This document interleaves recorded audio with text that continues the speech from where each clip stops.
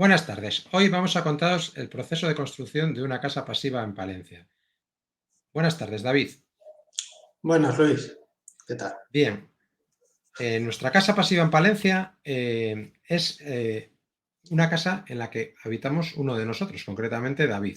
David, cuéntanos, ¿por qué decidiste construir una casa pasiva? Bueno, pues principalmente porque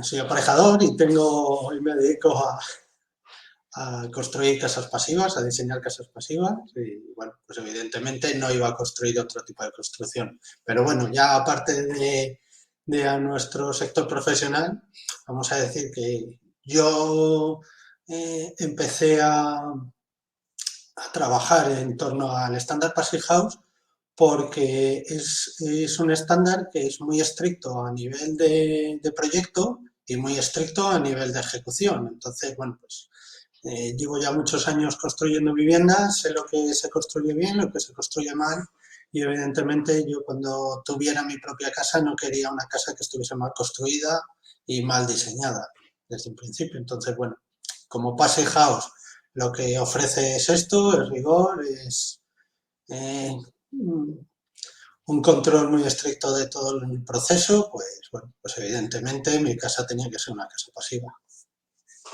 Muy bien, efectivamente hay una cosa que es importante, ¿no? Nosotros nos dedicamos a esto y sería un contrasentido si realmente nos hiciésemos nuestras casas y optásemos por otra solución, ¿no? Porque Claro. una de las cosas importantes de todos estos temas es un poco predicar con el ejemplo, ¿no?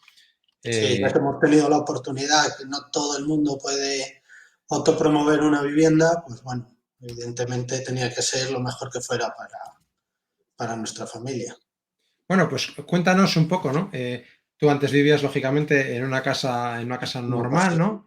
No pasiva. Entonces, cuéntanos un poco, ¿cómo era tu vida en la casa no pasiva? ¿Cuáles eran sus fortalezas y debilidades? Sí, bueno, pues aparte de que era un piso más pequeño, que eso no tiene que ver, porque eso puede ser una casa más grande, más pequeña, que nos puede condicionar a todos. Yo vivía en un bajo cubierta y en un edificio de viviendas con calefacción central. En invierno, la verdad, que no pasábamos frío porque, bueno, hacía casi más calor en el pasillo, en el relleno de la escalera, donde el ascensor, donde pasan todos los tubos de la calefacción, hacía más calor a veces que en casa, pero bueno, digamos que no era un edificio frío y además estaba bien orientado. Pero lo bueno que tenía en invierno era lo malo que tenía en verano. Y es que en verano las temperaturas dentro de la casa eran muy altas, la verdad. Estaba muy mal aislado, tiene, al ser bajo cubierta, pues tenía una pequeña lana mineral, un pequeño aislamiento en el techo y ya está, pero bueno, no era lo suficiente para estar confortables en casa. Sí, efectivamente, las olas de calor no se pasaban muy bien, ¿verdad? Bien, bueno, lo has comentado que la calefacción era central. Que la calefacción era central, con lo cual, bueno, los gastos de calefacción en principio se entiende bueno, al estar repartidos serán un poco más contenidos, ¿no? Pero ¿cuánto consumías en Pues calefacción? mira, era una vivienda de unos 65 metros útiles, un piso de dos dormitorios, un baño y salón cocina, casi todo junto. Eh, Tenemos unos gastos generales que pagamos durante todo el año para el mantenimiento de la calefacción, se use o no se use, que puede ser en torno a unos 60 euros, porque el resto, unos 50, 60 euros, y luego lo que gastábamos de calefacción, es con contador individual, y según se consume, pues así se paga. Pero bueno, estábamos pagando en torno a unos 70 euros de calefacción. O sea, 70 más unos 100, 120 euros de calefacción de media. Hay meses más largos, meses de menos frío, menos calor. Sí, en un Pero bueno, piso sí, de... en torno a unos eh, 100, 120 euros. Y es en un piso bastante pequeño, bien soleado y con calor en el resto del edificio. muy bien. Pues, ¿qué beneficios te has encontrado ahora que te has pasado a una casa pasiva? Cuéntanos. Bueno, pues principalmente la temperatura. La temperatura de la vivienda, que siempre prácticamente es la misma, o no notas unas diferencias a lo largo del día por la mañana cuando te levantas que hace mucho más frío y a mediodía mucho más calor, como podía pasar antes cuando ya se encendía la calefacción. No, a lo largo del día la variación de temperatura dentro de la vivienda es de 1 o 2 grados, arriba o abajo, tanto en invierno como en verano. Entonces, eso yo creo que es lo principal. Pero bueno, sí, el sistema de ventilación está ahí. No sé si es una cosa que se nota o no. Oírla no la oímos, sí que es verdad. Pero vamos, principalmente yo creo que es la temperatura. Bueno, estos días, hoy estamos a 15 de noviembre y en la calle, pues todavía no hace frío de invierno, pero hace frío y es entrar en casa y lo primero que notas es calor. Es decir, me he dejado la calefacción encendida. No, no porque la casa no tiene calefacción. Entonces, el entrar en casa y notar ese calor también se nota. Y en Sí, a verano al ver, revés. En verano efectivamente. entras en casa y notas frescor, notas, bueno, esa sensación de estar a gusto. Sí, yo diría que más que la sensación más que la temperatura, es la sensación de confort, ¿no? O sea, más que la temperatura del aire, es la temperatura, bueno, pues la temperatura, vamos a decir, del ambiente, ¿no? Que realmente esas paredes no están sobrecalentadas o enfriadas, que no notas esa, Sí, esa diferencia, ¿no? la primera sensación al entrar es de calor o de frío. Luego ya una vez que estás un rato dentro de la vivienda, pues no lo notas. Hombre, yo estos días yo estoy en pantalón corto, en casa yo duermo en pantalón corto y, y se está, Y para mí bueno, es ya una temperatura ideal. llevas un año viviendo, las facturas de calefacción, vamos, dice, no, efectivamente, en tu casa no hay calefacción, lo que hay son un par de splits de aire acondicionado, ¿no? Mm, Pequeñitos, sí. que sirven tanto para calentar la casa cuando es necesario hacer un pequeño aporte de calor, como para enfriarla cuando es necesario hacer un pequeño aporte de frío. Pero ¿qué consumos estás teniendo durante este primer año que has estado viviendo? Sí, nosotros, como decías, tenemos en casa 3 radiadores toalleros que no encendemos porque el calor que generan tarda mucho, digamos, en calentar el ambiente, entonces no les encendemos. Algún día puntual por hacer la gracia y tener la toalla caliente para cuando sales de ducharte, pero nada más. Como hemos montado un sistema de aerotermia para producir agua caliente, aprovechamos ese mismo sistema para colocar dos pequeños splits que pudieran dar frío principalmente, porque no hay nada más que genere frío en la vivienda y calor. Entonces, bueno, y tampoco les ponemos excesivamente eh, los días de más intensidad de frío en verano y en invierno de momento no hemos puesto nada. Y el año pasado, como en invierno acabamos de mudarnos, pues bueno, lo poníamos más para que la casa llegara a un nivel de temperatura que teniendo. Y luego, facturas. Tenemos un sistema también que yo creo que afecta, o sea que no, nos condiciona el gasto energético. Bueno, todo el gasto energético es eléctrico, ¿vale? Bueno, tenemos placas fotovoltaicas y desde abril estamos compensando. Claro, ahora nuestra factura es solo la factura que llega eléctrica, son 17 euros, de los cuales 14 son de la potencia contratada, con lo cual gaste o no gaste, ese dinero lo tenemos que pagar, 1 euro del alquiler del contador, 1 euro de IVA y 1 euro del bono social que te cobra. Eso es lo que estamos gastando. ¿Por qué? Porque estamos produciendo más de lo que consumimos. Si nos vamos a las facturas anteriores, cuando no estábamos compensando, que sería el gasto real que tenía la vivienda, estábamos gastando en torno a unos 30 euros. Muy Con, bien. teniendo en cuenta que 15 eran de consumo y otros 10, más o menos, que es ahora lo que nos viene en la factura, que nos están compensando, son en torno a unos 10, 15 euros de electricidad. Pero claro, es electricidad para el conjunto de toda la vivienda, para el frigorífico, para el ordenador, para la tele, para el sistema de ventilación y para la aerotermia que produce ese calor. Muy bien. ¿Y cómo ha sido pasar? Vamos a hacer un pequeño repaso por lo que sería las distintas estaciones que has pasado ahí, ¿no? ¿Cómo se pasa la primavera en una casa pasiva? Evidentemente, calefacción Pues mira, si no. quieres, pasa adelante porque entramos a vivir en otoño, que es más o menos donde estamos ahora. Entramos a vivir, sí, a finales de septiembre. Entonces, bueno, el otoño pasado y lo que llevamos de este, pues no hay una gran diferencia. Sí que se notan los días que son más cortos, pero se nota, por ejemplo, que el sol entra mucho más en la vivienda, con lo cual está más caliente. O sea, nos aporta mucho más calor. ¿Vale? Sí, en invierno del año pasado hubo unos días que, como la casa todavía estaba sin terminar, pues estuvo entrando el carpintero, estuvieron entrando algunos oficios a trabajar, estaba a la puerta, estuvo una semana, me acuerdo, estuvo una semana entera la vivienda abierta, entonces notamos una pérdida de calor eh, esos días. Bueno, pues hacía frío, pero notamos más los días siguientes que la casa no conseguía estar a una temperatura, bueno, digamos que le costó cargarse otra vez para tener una temperatura adecuada dentro de la vivienda. Eso es porque la vivienda tiene mucha inercia térmica, igual que tarda mucho en perder el calor, o sea, los primeros días cuando estaban abiertas las puertas, pues bueno, decíamos, no notábamos el frío de que tuviéramos la ventana abierta, pero claro, poco a poco se iba descendiendo la temperatura y luego para volver a subirla, pues bueno, pues igualmente sí que le costó un poco, pero bueno, ya una vez que está en uso la vivienda correctamente, pues sin problema.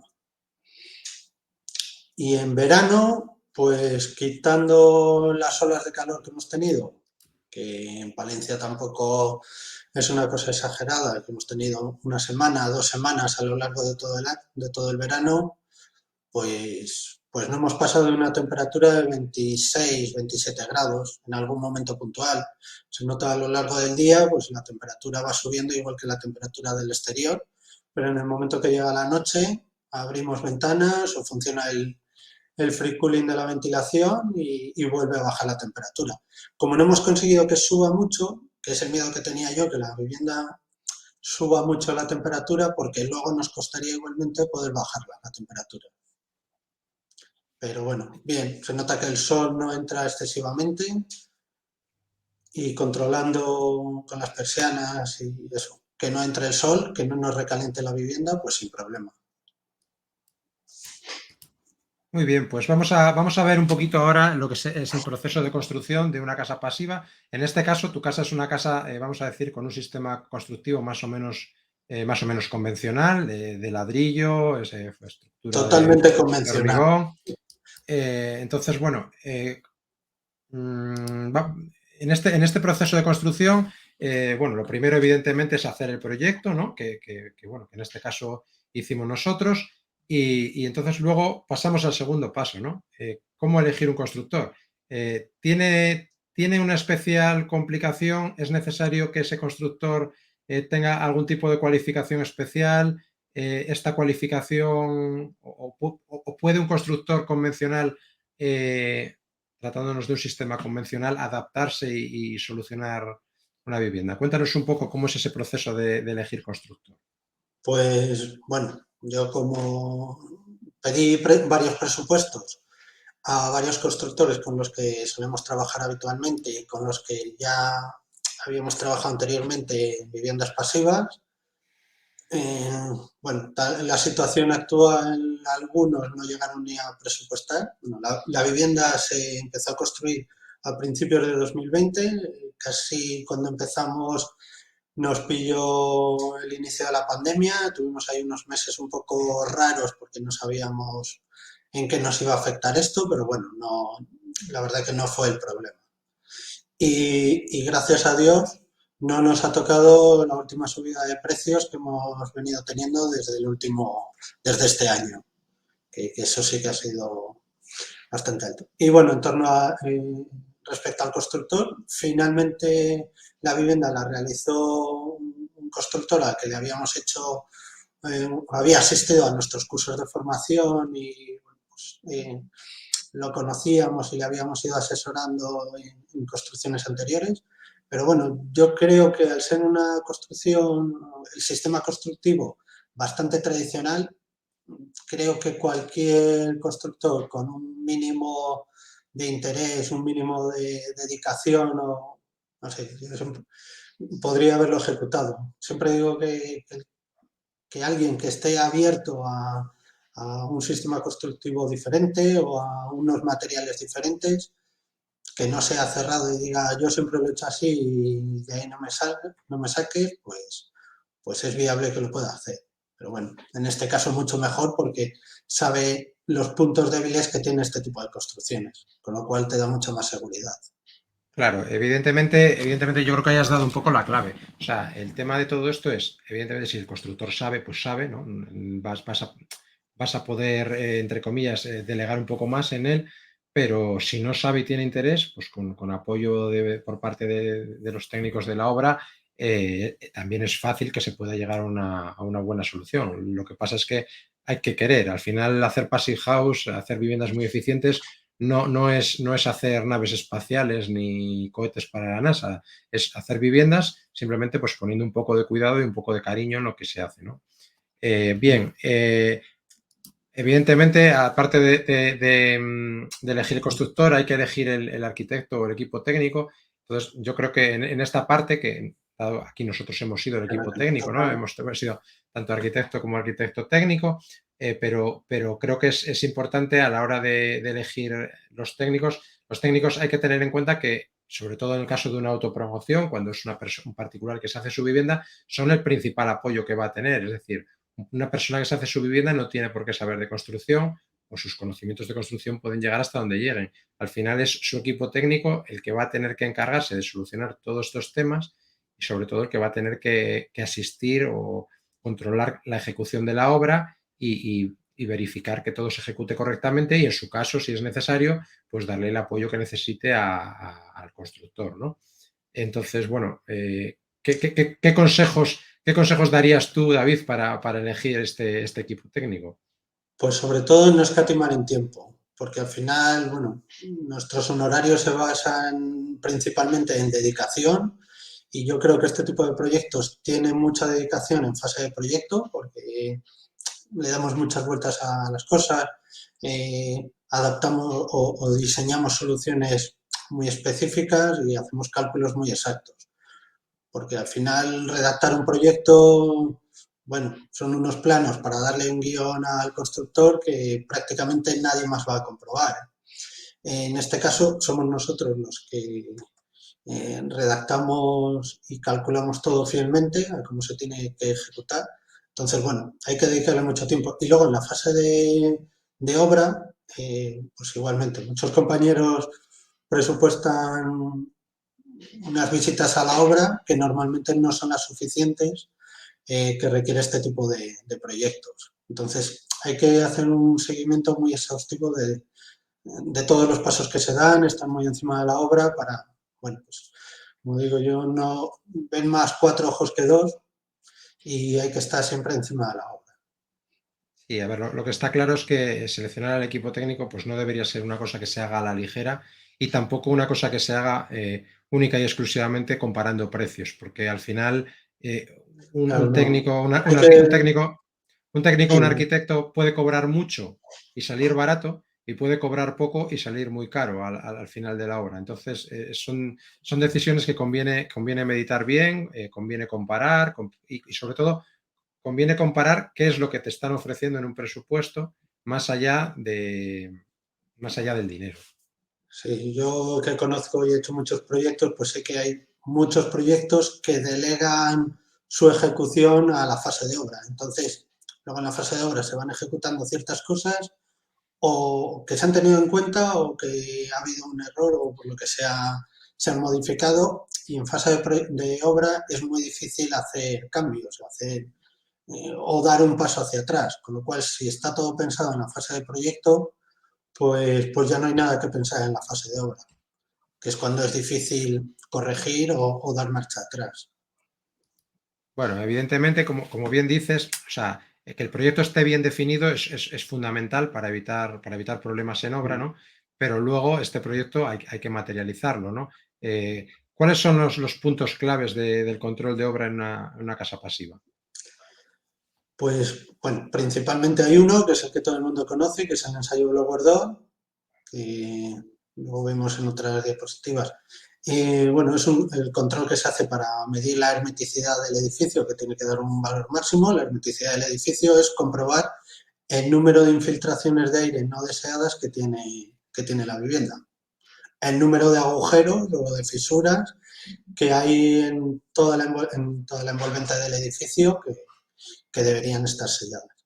Y luego, bueno, hay otro control de obra que es principalmente de materiales, que eso lo hacemos en todas las obras, es obligado, pero bueno, en este tipo de viviendas más, porque como he dicho, no podemos variar el aislamiento térmico que se coloca, porque tiene que ser el que está calculado, no el que en ese momento disponen en el almacén o es más económico para el constructor, por ejemplo. Muy bien. ¿Y la certificación Passive House, qué nos ofrece? ¿Qué garantía adicional nos puede ofrecer el certificar la vivienda como Passive House? Vale, el certificado Passive House es un certificado que emite un tercero, al final no deja de ser una auditoría que realiza un tercero sobre el proyecto que hemos redactado y sobre la ejecución que se ha llevado a cabo. Entonces, bueno, es una garantía para el cliente para saber que el proyecto que le han entregado eh, cumple con los requerimientos de una vivienda Passive House y que luego todo el proceso de obra, todo lo que se ha puesto en ejecución, pues se corresponde con ese proyecto y con lo cual pues cumple realmente con los criterios del Instituto Passive House. Yo la vivienda, por desgracia, todavía la tengo en proceso de certificación porque no saco un rato para preparar la documentación que nos va requiriendo el certificador, pero bueno, pues ahí está. A Muy bien. medias entre el certificador y el estudio. Los ensayos Blow-Door, bueno, como has dicho, son muy importantes porque el criterio, el criterio de hermeticidad, ¿no? Es un factor un poco diferencial del estándar Passive House, es mucho más estricto y mucho más importante que la consideración que le da el propio código técnico. Bueno, aprovecho para recordar a todos los que nos estáis viendo que en nuestro canal de YouTube tenemos un vídeo sobre el ensayo Blow-Door. Y bueno, David, efectivamente nosotros realizamos esos ensayos en obra, ¿no? Cuéntanos un poco qué pasó con el blower de tu casa. Pues que digo el valor mejor que he obtenido hasta ahora, pero bueno, no vamos a echarnos flores encima.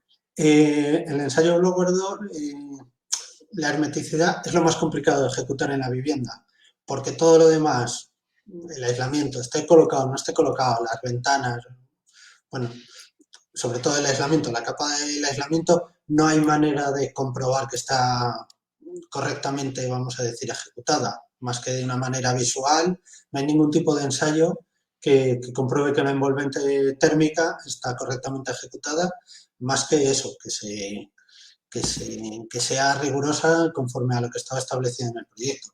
Sin embargo, la hermeticidad, que digamos es algo que no se viene haciendo habitualmente, es más complicado de ejecutar, pero lo bueno que tiene es que tiene este ensayo que se puede verificar el valor. ¿Vale? Lo que hacemos con el ensayo, aunque se puede ver en el vídeo, pero rápidamente es inflar la vivienda, es como que la vivienda dentro tiene un globo y lo que hacemos es inflar ese globo. Si ese globo está agujereado, pues la máquina nos va a decir, oye, que cuesta más inflar el globo. Y evidentemente, si está cortado o tiene un agujero muy grande, por mucho que soplemos, no lo vamos a conseguir. Pues este ensayo hace lo mismo, es un ventilador que genera esa presión dentro de la vivienda.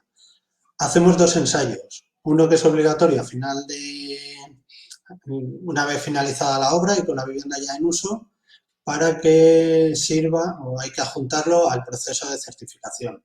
Pero claro, nunca esperamos al final de obra, cuando ya no podemos ver dónde están esos agujeros, con lo cual hacemos uno a mitad de la obra o, bueno, pues cuando la envolvente de la vivienda está terminada.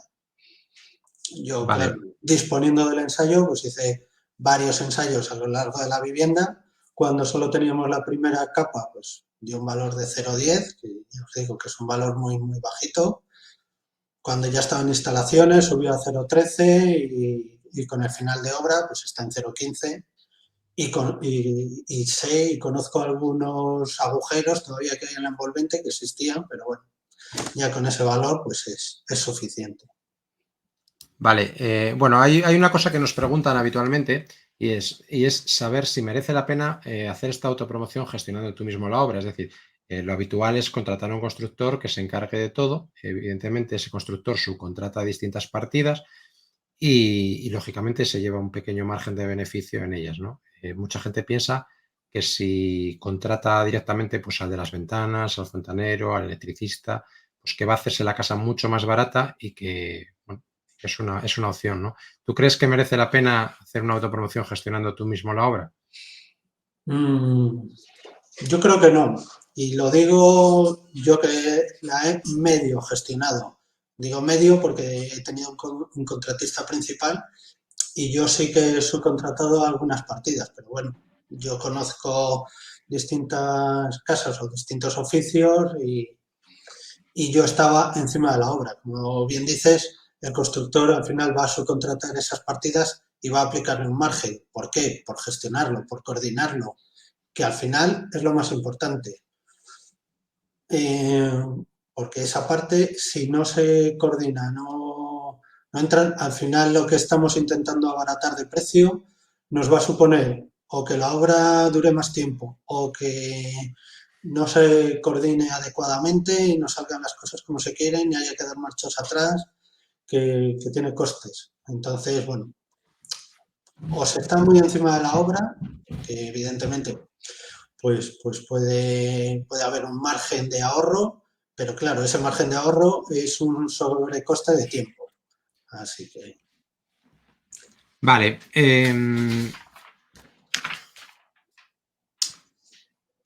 Yo también estoy de acuerdo contigo. Yo creo que muchas veces no merece la pena porque realmente es que ese ahorro se nos puede ir por el retrete en el momento en el que hay un fallo de coordinación o un problema o se rompe un cristal de una ventana o hay una interferencia entre oficios en las cuales surge un problema y normalmente ese problema no es de nadie. Es un problema que en un caso normal de una obra tiene que asumir el constructor, evidentemente, pero cuando interviene un montón de gente es complicado determinar responsabilidades.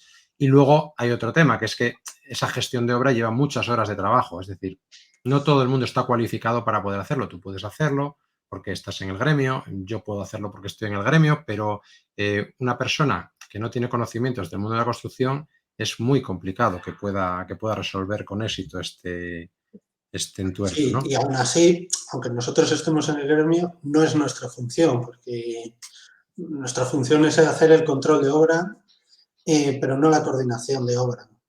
Que Sí, no, bueno, evidentemente, ¿no? Pero bueno, quiero decir ni que yo lo he llegado el hecho caso, adecuadamente porque no me dedico a eso, ni en otros proyectos que a lo mejor eh, para nosotros es más complicado también que toda la gestión de la obra se derive en varios agentes. Entonces, bueno, bien, pues bueno, nada, llegado a este punto, pues un poco nuestros consejos.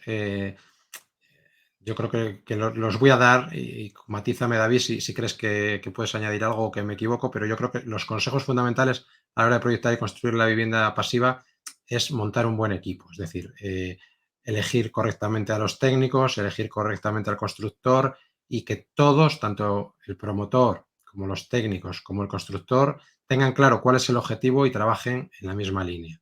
Cuando se trabaja y se funciona con el mismo objetivo y como un equipo, pues es mucho más sencillo que todo salga bien. Cuando alguna de las patas cojea, pues muchas veces la mesa se nos cae, ¿no? sí, el constructor es importante. Bueno, el constructor suele ser consciente de lo que hace. El problema suele ser la gente subcontratada o muchas veces su propio personal, que bueno, van, hacen las cosas y ya está. Él lo ve y muchas veces se encuentra incluso con los mismos problemas de nosotros, de cosas que están mal hechas o que hay que corregir. Pero bueno, estar en sintonía todo el mundo, que no no, aquí no vamos a examinar a nadie si hace algo mal. Y además, no, si no nos lo cuenta, sí, porque le diremos, oye, has hecho algo mal que está perjudicando al proyecto y a la ejecución. Pero si detectan que hay un error, llaman, oye, esto no funciona, oye, esto no sé cómo resolverlo. Nos sentamos y damos un paso adelante. Lo que no hay que hacer es tapar las cosas que, bueno, por desconocimiento dejamos pasar. Da mucha más confianza hacerlo de esa otra manera que Vale, sin pues contar entre todos. si te parece, vamos a pasar ahora unas fotos o unas imágenes del proceso de obra. Sí, bueno, En tu caso, bueno, la obra era una demolición de una sí, vivienda no, previa, ¿no? De una casa molinera entre sí, en la parte de medianeras. arriba vemos cómo estaba la vivienda inicial. Son unas viviendas molineras que hay en una pequeña zona de un barrio. Entonces, bueno, se tiró completamente y luego la construcción, pues como hemos dicho, es una construcción tradicional con una cimentación, una solera, unos pilares metálicos y una estructura de hormigón. Pasa a la siguiente.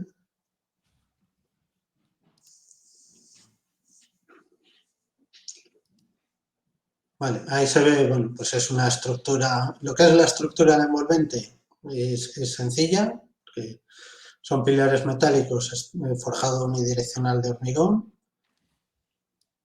Bueno, ahí se luego la envolvente es un muro de ladrillo eh, donde luego por el interior hacemos la hermeticidad, que es un poco lo que aparece en estas fotografías. Hay una línea hermética que hay que preparar, entonces, bueno, pues alrededor de los pilares pues han colocado unas láminas porque luego cuando colocamos el yeso en la unión con ese pilar pues puede provocar fisuras que luego se convertirían en un agujero dentro de la envolvente, luego todo el perímetro donde hay ese encuentro entre los forjados y los muros, pues se coloca una pintura y luego, bueno, pues en el interior ya vemos cómo está hecha la envolvente con el yeso y en la fotografía de la derecha aparece lo que es la configuración del muro, que es ese ladrillo que digamos que es el soporte para el resto de elementos. Es como una tarta que tiene varias capas. En el medio está el ladrillo, que es el que va a soportar el aislamiento que está al exterior, que es un aislamiento de 18 centímetros de poliestireno expandido, y al interior, sobre ese ladrillo, se coloca la capa hermética y luego un trasdosado interior, que es esa perfilería de Pladur, vamos, una perfilería, un trasdosado de cartón yeso, donde lleva otro aislamiento de lana mineral y por ahí pasamos todas las conducciones. Bueno, esa tira de madera o esa pieza de madera que vemos ahí es el perfil de la carpintería, que aquí tenemos las carpinterías vistas por fuera y vistas por el interior. Igualmente, pues toda la carpintería en todo el perímetro lleva unas cintas que luego son sobre las que se coloca el yeso que hace la hermeticidad y da toda esa continuidad al plano hermético.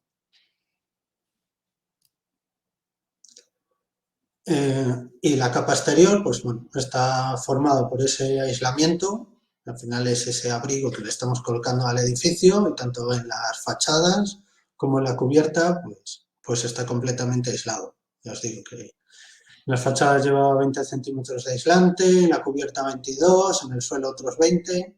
Bueno, ahí veis cómo se coloca, cómo estaban colocando todas las planchas de aislamiento. Esas planchas van colocadas con unas fijaciones mecánicas, que lo que se hacen es que se atornillan al soporte, que es el muro de ladrillo. ¿Y qué pasa dentro? Pues que, por ejemplo, al percutir esos agujeros, pues desconchaba los muros. Y es lo bueno de hacer en esta fase el ensayo Blower 2, porque si eso no lo hubiéramos visto, si hubiera seguido avanzando o hubiera quedado tapado, todos esos agujeros que parecían en la foto anterior, pues no les hubiéramos visto. Entonces, bueno, en esta fase se coloca el ventilador para hacer el ensayo y ya está. Y bien, y una vez ya que hemos Y ya, comprobado pues que la todo está vivienda bien, terminada, nos, pues nos- nos podemos poner a desayunar ya, ¿no? sí. ya viene agosto en casa, sí. Vale, pues aquí Bueno, tenemos es un algunas imágenes. proceso complicado, pero eso es cualquier autopromoción, es un poco a ratos desesperante, a ratos ilusionante, tiene una mezcla de todo, pero bueno, pasado un año de esto te acuerdas cuando lo cuentas, pero poco más. Vale, pues nada, aquí tenemos estas imágenes ya de la casa acabada. Ya Bueno, terminada, ahí un esta de la derecha concretamente no está aún eso estaba terminada. todavía en fase de obra, faltaban Bien. una parte de la fachada exterior. Sí, que las habíamos visto en la primera diapositiva. No sé si en la última, ¿no? ¿No? Así sí que está la vivienda ya acabada. Y Sí, bajo la nieve, ¿qué tal pasasteis este día bajo la nieve, David? bien, Como, tirando unas bolas en el patio, como cualquier tirando otro, unas bolas ¿verdad? de nieve. Al final lo bueno de la casa es que, bueno, tú vives en el interior y casi no te enteras de lo que está pasando en el exterior, si no es porque lo ves por las ventanas, ¿verdad? Sí, sí, sí, correcto. Muy bien, pues yo creo que ha sido un recorrido muy, muy didáctico y muy interesante. Eh, si tenéis cualquier pregunta, podéis escribirnos, podéis dejarnos un comentario en Twitter, en Facebook, en LinkedIn, en Instagram o a través de nuestros O formularios de la contactarnos página web directamente. o contactarnos directamente.